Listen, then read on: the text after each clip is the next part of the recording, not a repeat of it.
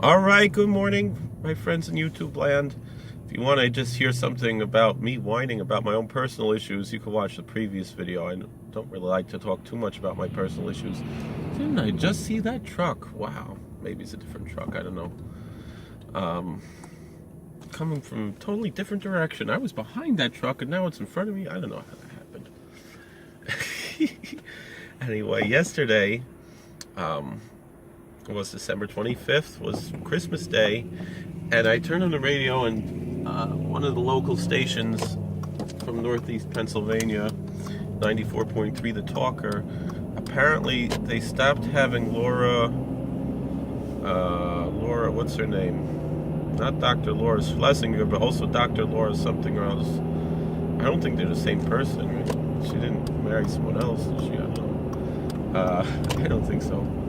Laura Ingram, right? No, they're not the same person. There could be more than one Dr. Laura. And apparently, I guess now, the afternoon show they have is Dennis Prager. I've never been anywhere where I could pick up Dennis Prager's show locally that I could remember. Not when I lived in Virginia. I remember my friend Rabbi Meza, who actually has some kind of a connection to Dennis Prager.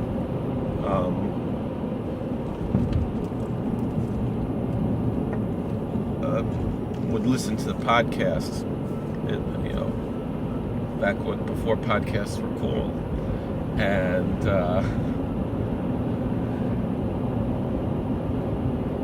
I never knew too much about Dennis Prager.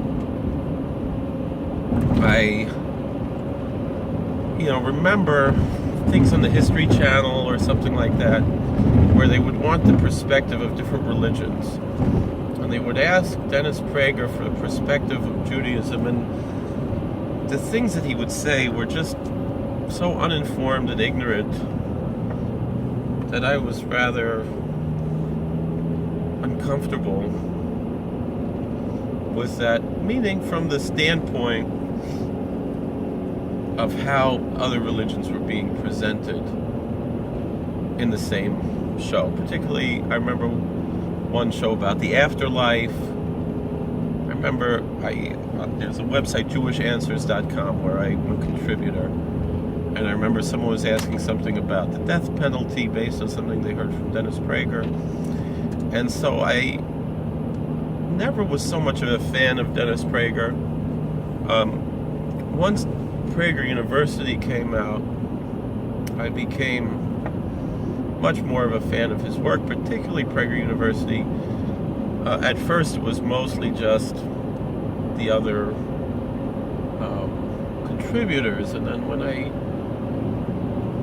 I saw some of the things he had to contribute, I was rather happy with what he had to offer. But that being said, so I am a big fan of Prager University. I hope to get my master's from there soon.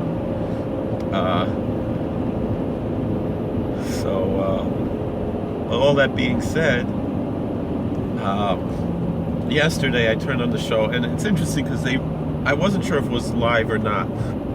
They presented it as the best of Dennis Prager because it was Christmas Day and all the talk show hosts have the day off and they just play reruns. And it seemed, he said today is Christmas Day.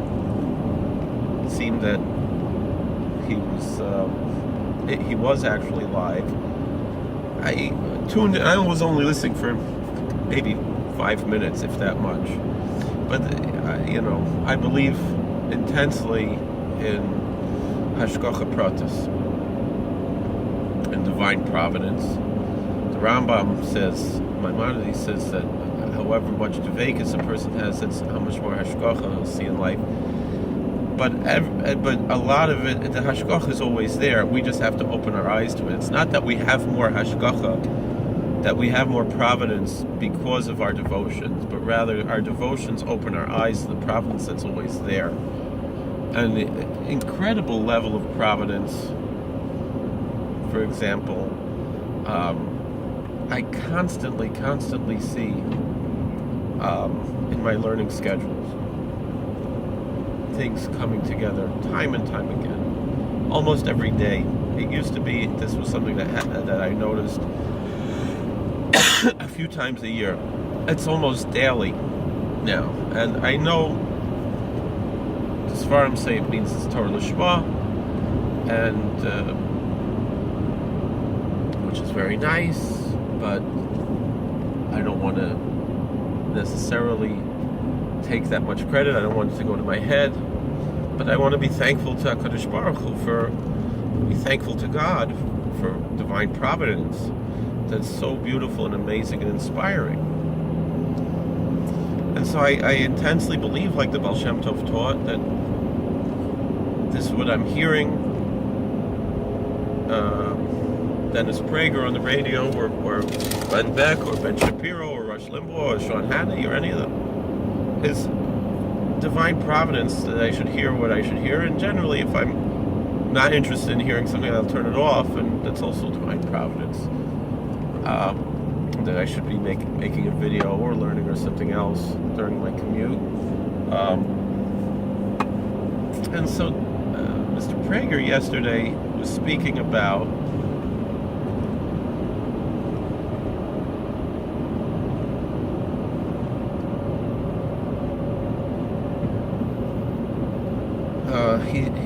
someone asked him something about the blood sacrifices, and he brought up something very interesting. He said not all sacrifices were blood sacrifices. If someone couldn't afford a blood sacrifice, they would bring a meal offering of wheat flour.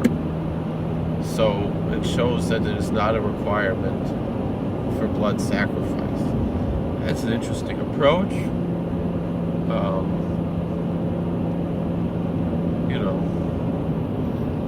It's an interesting answer. Again, all of these answers tend to be conjecture and apologetics, not necessarily based on the text, but that's really, we can find that in the Talmud. It says, "Echad marbe v'echad maimed u'bilvad shechaben es libo l'shamayim." That it doesn't matter you give more, you give less. The main thing is your intention pointed at heaven. Are you doing this as an act of sincere worship of God, or are you just doing this to fit into society, and you happen to live in a religious society? That's one way you could interpret that. Again, it's not the only way.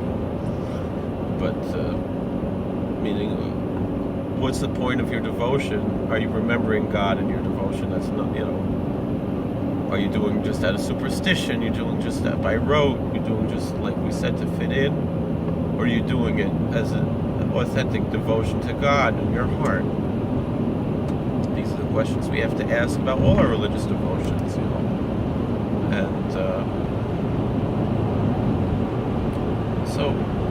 And we know, for example, if any of our Christians in the audience, they know the parable of the widow's mite. It's a similar idea, not exactly the same, although we do have that same idea of the parable of the widow's mite in Jewish sources as well.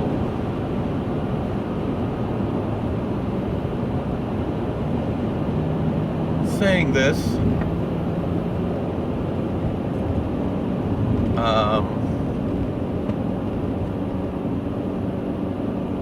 I did want to visit some of these issues that he spoke about after that. One of the callers, and so Dennis Prager said yesterday something that really shocked me, and this is how I ended off my last video.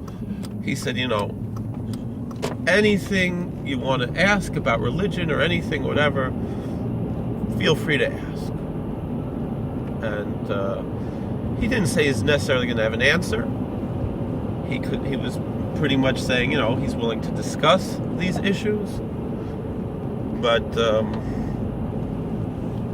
here I am. Call me up and let's talk. And that was, to me, off-putting. Again, back to that arrogance. I was like, what exactly? Who is he? What makes him an expert on anything? You know.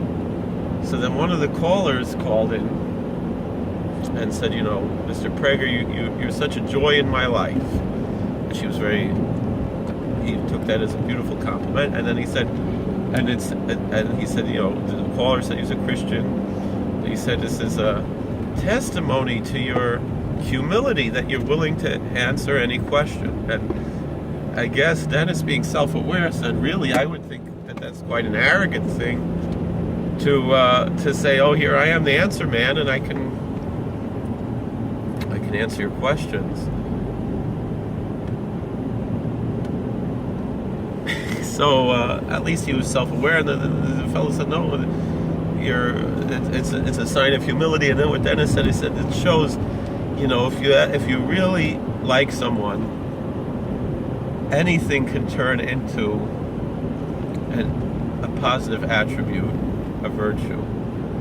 And if you dislike something, anything can turn into a negative attribute. And we see that really in today's politics. It's so hard to see someone you like in a negative context and someone you hate in a positive context. And it really shouldn't be that way. Not in politics, not in religion, not in anything. But it's hard, and it's part of the human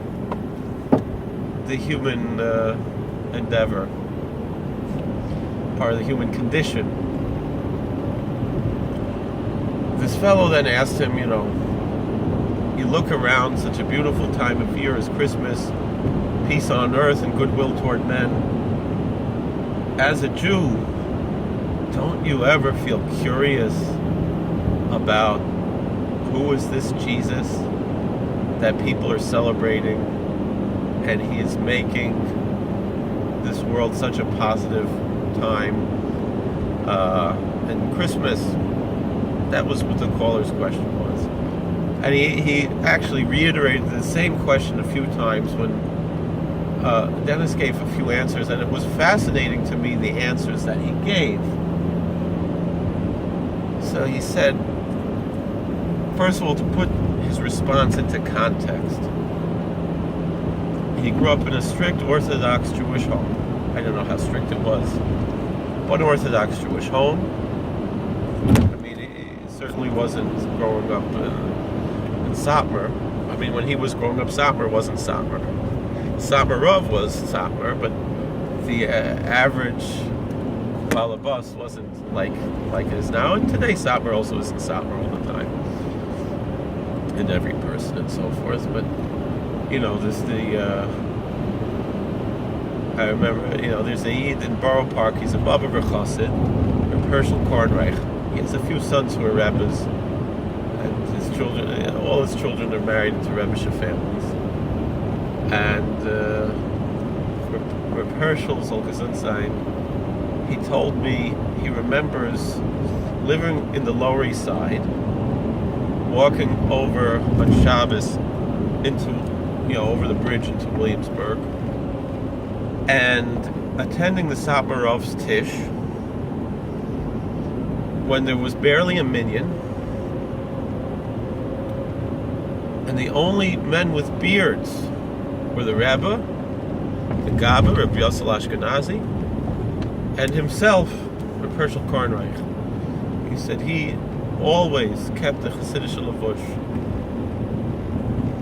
He was a Holocaust survivor. He was actually born in Auschwitz, in the town that we know of as Auschwitz. It was a Jewish town before the war, and just a fascinating, how he discussed, what life was like.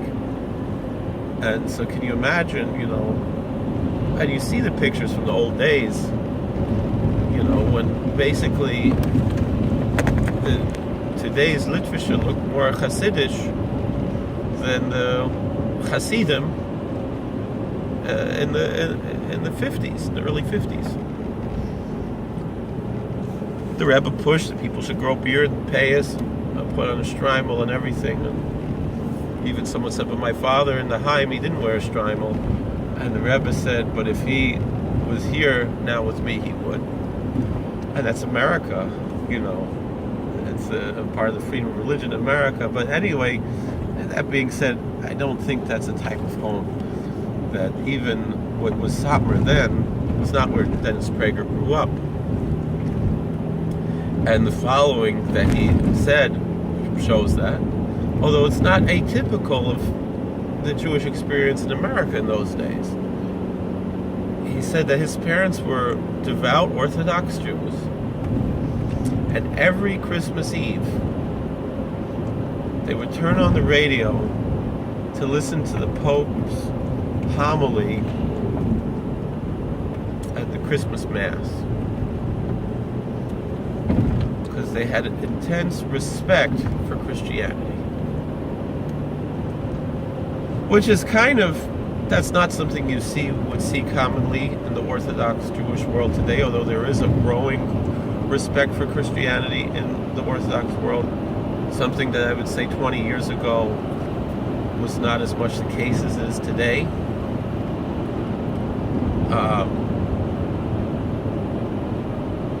But maybe that wasn't the case 20 or 30 years ago, or even 40 years ago, but it was more the case 50 or 60 or 70 years ago, to a certain extent. I mean, it was very common for Jewish people, whether they were Reformed, Conservative, Orthodox, to watch or listen to Bishop Fulton Sheen.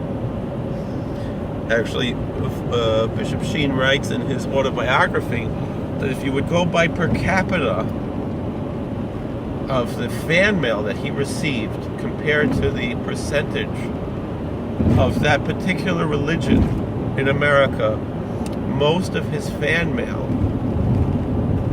was from Jews.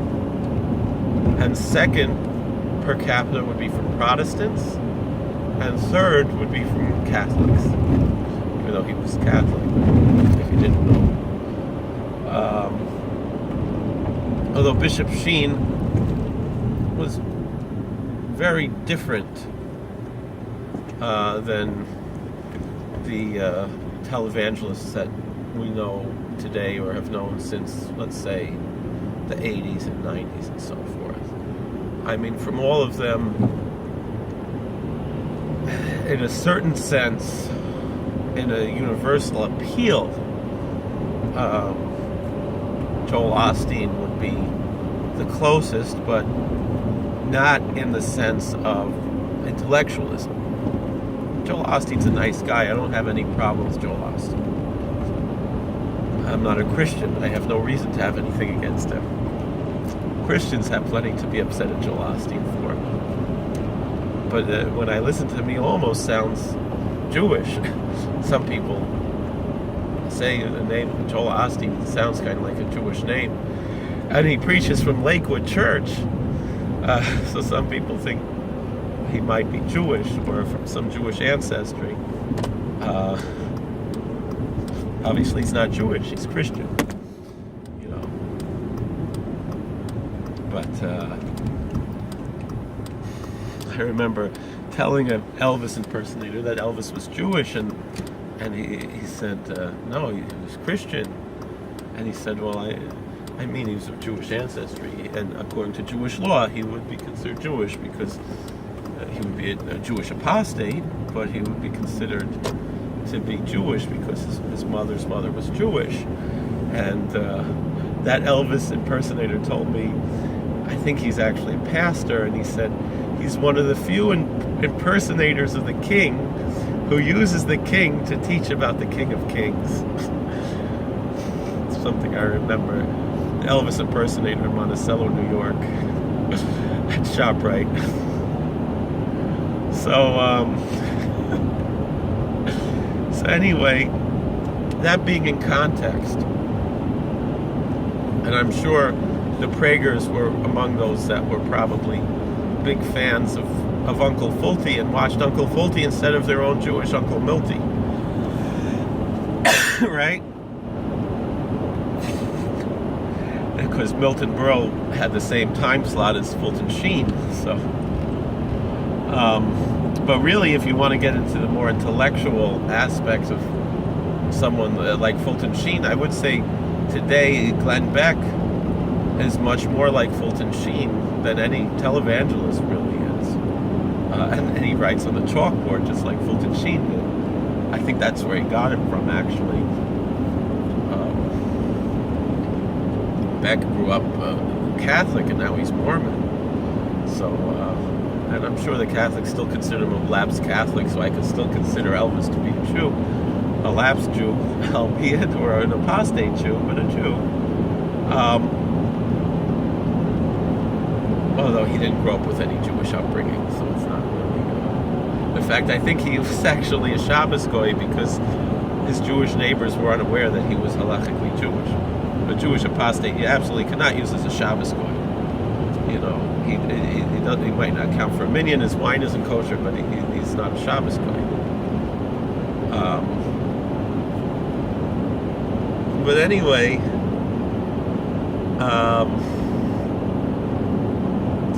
what Dennis Prager said is, with that being said, and growing up in a devoutly Jewish atmosphere with an intense appreciation and respect for Christianity in all forms, or all American forms, I would say, he said that he said it's very hard to speak for all Jews, but in general, what you could say is that the average Jew does not see himself, and I think this is accurate, by average, not totality, obviously, does not see his life as a question between either I will be Jewish or I'll be some other religion, whether it's Christianity or Islam or Buddhism or Hinduism or this, but rather I will be Jewish or I will be secular. And he said that was the road, you know, the two roads diverged in the Yellow Wood that he encountered as a young man. Should he be Jewish or should he be a hedonist? Not should he be Jewish or should he be Christian or Muslim or Buddhist or Hindu. And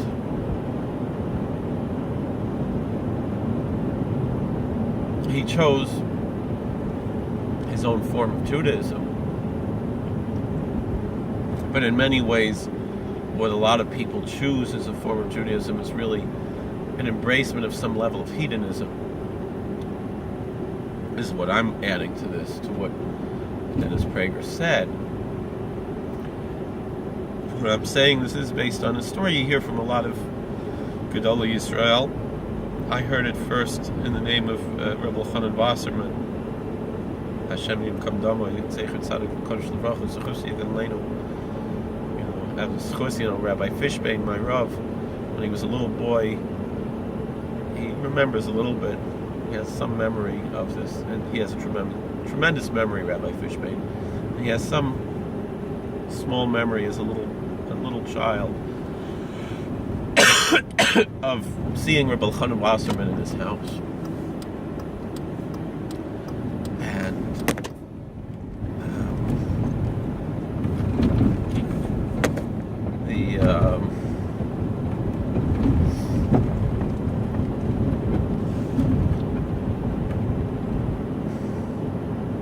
And I'm receiving a bracha from him, so, you know. And the Rebbe Chanan, the story goes that one of the boys from Baranovich Yeshiva, where he was the dean, had left the yeshiva, and he came back with a litany of questions and issues of faith and ideology that he wanted to debate the Rosh Yeshiva. And Rebbe Chanan answered like this. He said, if you had these questions at first, and that's why you lost your religion, I'm happy to debate you, because that means you're looking for answers. But if you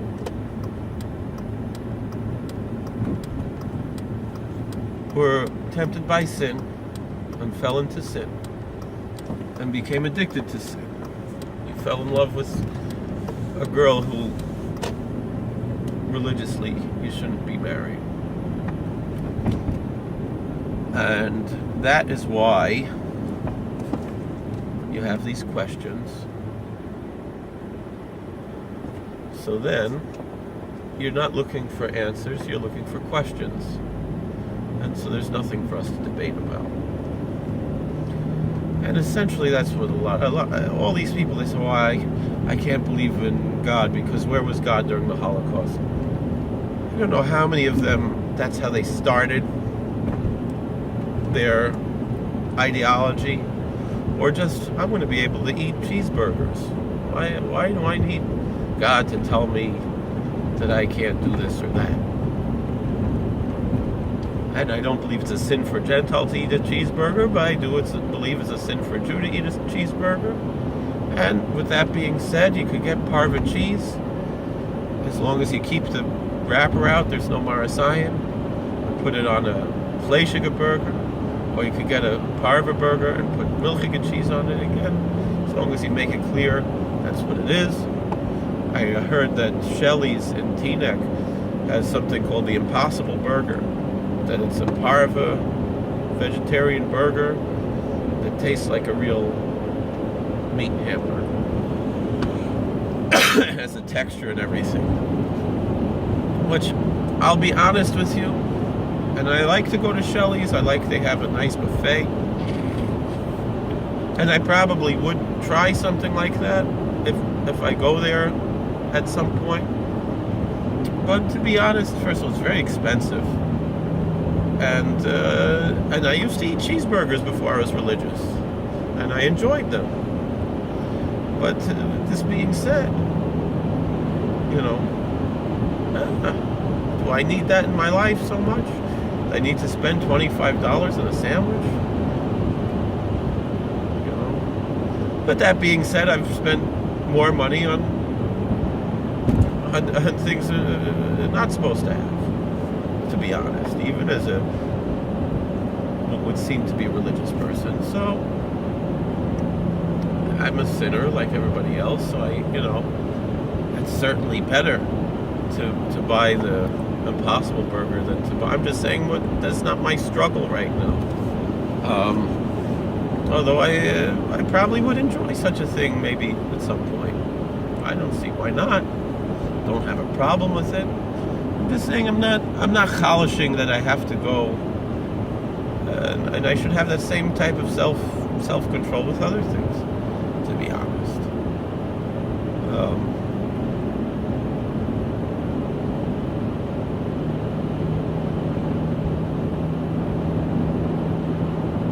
And it's a struggle, and now it's Shovavim, and it's a time I should be focusing on that.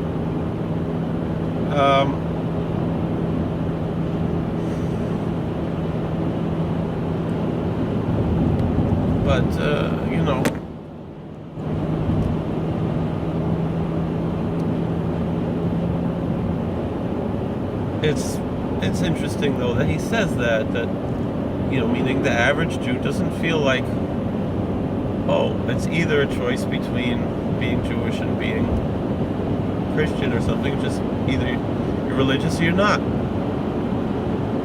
or in some ways maybe you're a little bit religious, or you join the Reformed temple so your kid could have a bar mitzvah or the bat mitzvah, but you don't really care about this stuff. It's pretty common. Or maybe even join the Chabad house or even the Orthodox shul. Or you don't even have to join. They just give you a bar mitzvah because they're hoping maybe something will light up and you will become religious or somewhat religious, or at least, if not, we'll have some more income for the synagogue to keep our lights on. I'm just being intellectually honest here too, just like Dennis was. And with that being said, we do have to ask, so what's this that we do see Jews convert to other religions? We saw Rebbe She'enikul, apparently, recently, a girl. Was on Facebook and all this.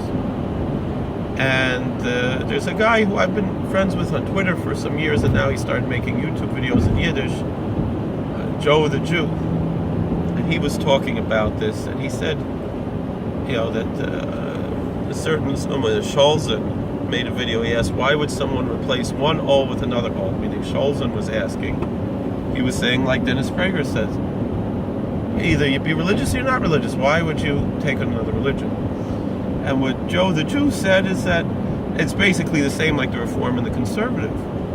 That the yoke of Christianity, or even of Islam, according to Joe the Jew, is much lighter. I mean, Jesus said that my yoke is light, right?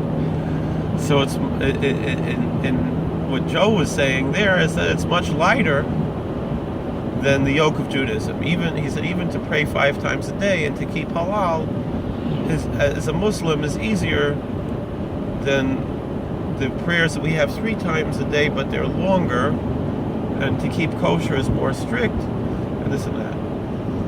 But the fact of the matter is, to me, I just wanted to just end off with this idea. I mean, I work, in an interfaith, multi-faith setting as a prison chaplain. I work with Muslims, Christians, Native Americans, Buddhists, everything, and I serve them and make sure they receive the services from their religious leaders. And I sit there to babysit them while they do their thing. I don't participate in their religious practices, but I listen to their sermons and to their liturgy and see what they're saying. It's part of my job.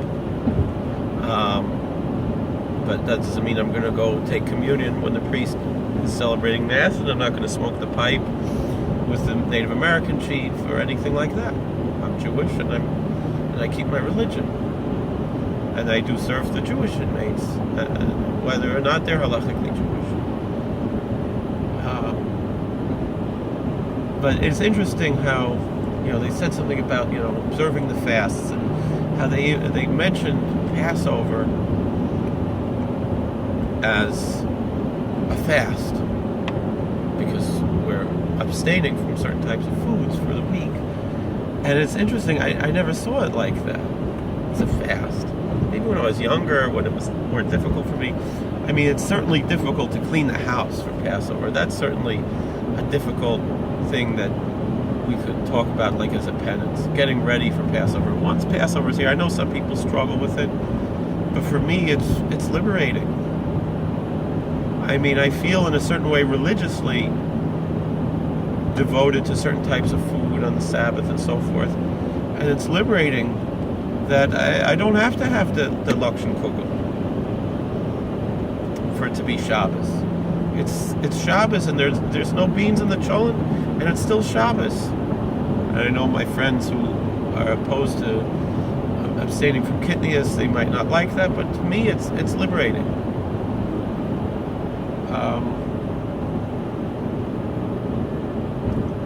So that's and so to fasting on Yom Kippur, I don't even see that as a penance. I see that as a wonderful experience. I see it as a mitzvah. I see it as a way to connect to God. I don't see it as like this is what I have to do to pay for all the bad things I did this year. And that's what the Gemara says, that Yom Kippur itself atones, meaning the day itself atones, even without the fast. And if someone would eat during Yom Kippur, the fast, the day itself, and then there's another hour before the end of Yom Kippur, that hour atones for the sin of eating during Yom Kippur even. So, not that you're allowed to eat and then say that this hour is going to atone for eating, but what I'm saying is like, it's a different approach. My wife said, like, this coming from the Mormon background, I was like, is there any similarity between the Mormon word of wisdom and the doctrines and covenants and mitzvahs? She said, no, because a mitzvah, you're connecting to God. You don't feel like that, abstaining just from caffeine and tobacco as a Mormon. The way that you feel a connection to God abstaining from pork. That's just her experience. It's my experience. It's not everybody's experience, and I'm just sharing that with you all.